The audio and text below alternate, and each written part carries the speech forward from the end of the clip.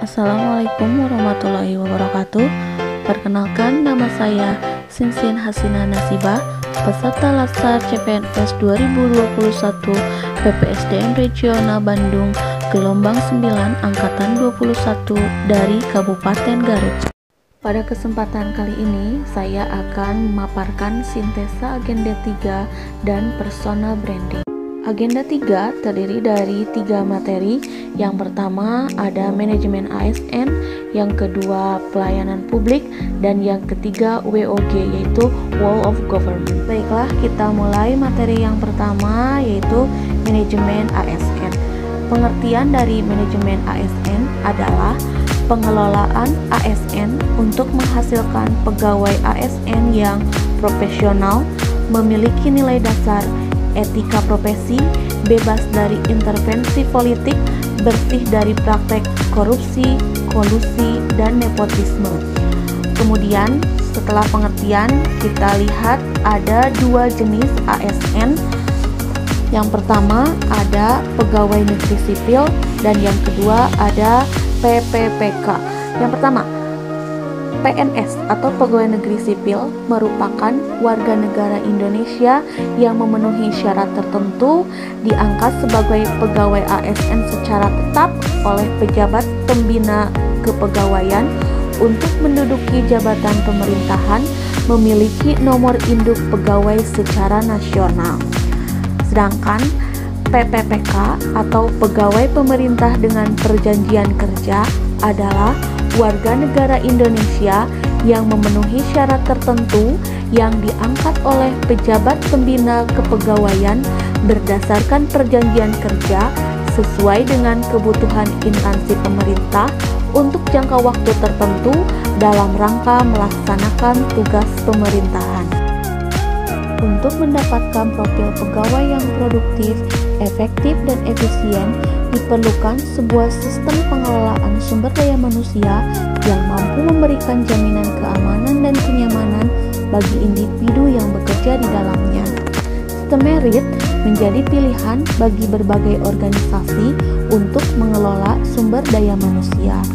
Sistem merit itu sendiri adalah kebijakan dan manajemen aparatur sipil negara yang berdasarkan kualifikasi, kompetensi, dan kinerja secara adil dan wajar dengan tanpa membedakan latar belakang politik, ras, warna kulit, agama, asal-usul, dan sebagainya. Sistem merit merupakan salah satu strategi untuk mendorong produktivitas kerja lebih tinggi karena ASN dijamin objektivitasnya dalam perjalanan karirnya. Materi kedua dari agenda 3 adalah pelayanan publik. Berdasarkan Undang-Undang Nomor 25 Tahun 2009, pelayanan publik adalah kegiatan atau serangkaian kegiatan dalam rangka pemenuhan kebutuhan pelayanan sesuai peraturan perundang-undangan bagi setiap warga negara atau penduduk atas barang, jasa, atau pelayanan administratif lainnya. Terdapat 3 unsur penting dalam pelayanan publik. Unsur yang pertama adalah organisasi penyelenggara pelayanan publik. Unsur yang kedua adalah penerima layanan atau pelanggan, yaitu orang, masyarakat, atau organisasi yang berkepentingan. Dan unsur ketiga adalah kepuasan yang diberikan dan atau diterima oleh penerima layanan atau pelanggan. Selanjutnya ada prinsip-prinsip pelayanan publik. Ada 9 prinsip pelayanan publik yang baik untuk mewujudkan pelayanan prima. Prinsip yang pertama, partisipatif. Dalam penyelenggaraan pelayanan publik yang dibutuhkan masyarakat, pemerintah perlu melibatkan masyarakat dalam merencanakan, melaksanakan, dan mengevaluasi hasilnya. Prinsip yang kedua, transparan. Dalam penyelenggaraan pelayanan publik, pemerintah sebagai penyelenggara pelayanan publik harus menyediakan akses bagi warga negara untuk mengetahui segala hal yang terkait dengan pelayanan publik. Prinsip yang ketiga,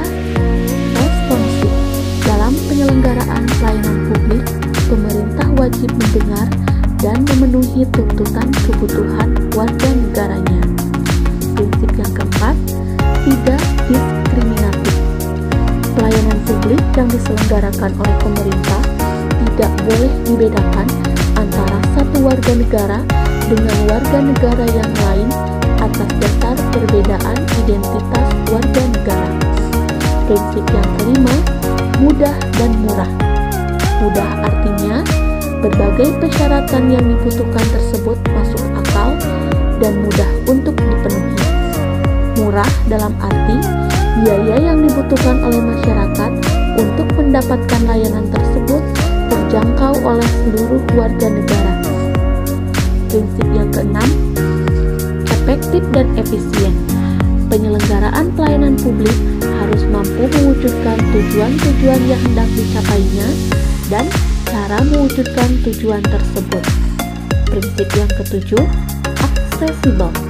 Pelayanan publik yang diselenggarakan oleh pemerintah harus dapat dijangkau oleh warga negara yang membutuhkan dalam arti fisik dan dalam arti non-fisik. Fisik maksudnya dekat, terjangkau dengan kendaraan publik, mudah dilihat, gampang ditemukan, dan lain-lain. Sedangkan maksud dari arti non-fisik yang terkait dengan biaya dan persyaratan yang harus dipenuhi oleh masyarakat untuk mendapatkan layanan tersebut. Prinsip yang kedelapan, akuntabel. Semua bentuk penyelenggaraan pelayanan publik harus dapat dipertanggungjawabkan secara terbuka kepada masyarakat. Dan prinsip yang terakhir, berkeadilan. Salah satu tujuan yang penting adalah melindungi warga negara dari praktek buruk yang dilakukan oleh warga negara yang lain. Materi ketiga dari agenda 3 adalah WOG, Wall of Government. WOG adalah sebuah pendekatan penyelenggaraan pemerintah yang menyatukan upaya-upaya kolaboratif pemerintahan dari keseluruhan sektor dalam ruang lingkup koordinasi yang lebih luas guna mencapai tujuan. WOG dikenal juga sebagai pendekatan interagensi, yaitu pendekatan yang melibatkan sejumlah kelembagaan yang terkait dengan urusan-urusan yang relevan. Ada jenis 4 pelayanan publik yang dikenal yang dapat didekati oleh pendekatan WOG. Yang pertama, pelayanan yang bersifat administratif adalah pelayanan publik yang menghasilkan berbagai produk dokumen resmi yang dibutuhkan oleh warga masyarakat. Dokumen yang dihasilkan bisa berupa KTP, status kewarganegaraan, status usaha, surat kepemilikan, atau yang lainnya. Yang kedua, pelayanan jasa adalah pelayanan yang menghasilkan berbagai bentuk jasa yang dibutuhkan warga masyarakat, seperti pelayanan pendidikan, kesehatan, ketenagakerjaan, perhubungan, dan lain-lain. Yang ketiga, pelayanan barang, yaitu pelayanan yang menghasilkan jenis barang yang dibutuhkan warga masyarakat, seperti jalan, perumahan, jaringan telepon, listrik, air bersih, dan sebagainya. Dan yang keempat, ada pelayanan regulatif, yaitu pelayanan melalui penegakan hukum dan peraturan perundang-undangan maupun kebijakan publik yang mengatur sendi-sendi kehidupan masyarakat. Selanjutnya, personal branding dari agenda 3. Yang pertama, menunjukkan integritas dan keteladanan dalam sikap, perilaku, ucapan, dan tindakan kepada setiap orang.